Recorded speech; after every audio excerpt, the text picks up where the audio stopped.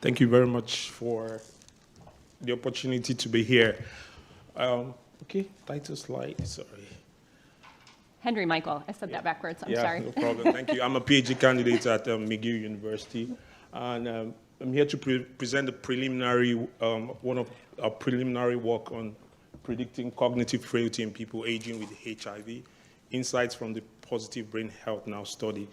Cognitive frailty is a complex clinical phenotype involving the coexistence of both physical frailty and cognitive impairment without dementia, and has been linked to an increased risk of dementia and adverse health outcomes.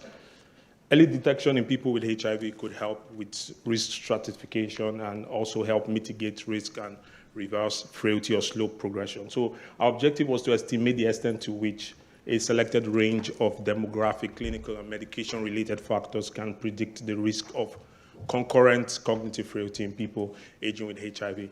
For our methodology, we used inaugural baseline data from the Positive Brain Health Now cohort, which was a cohort of about 824 adults, 85% male, and mean age of 53. We started with about 70 attributes and features.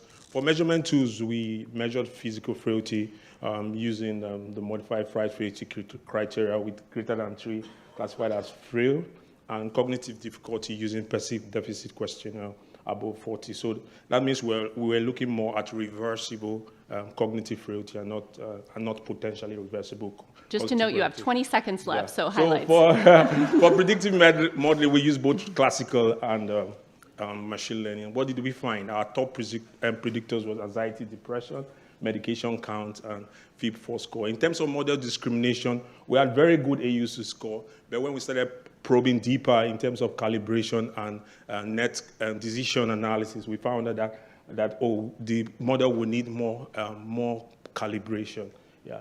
So future direction, we're looking at external validation, using a more diverse data set, using more performance-based outcome measures, and using electronic medical records in terms of standardizing the variables and increasing the potential of transportability of the model. Thank you very much.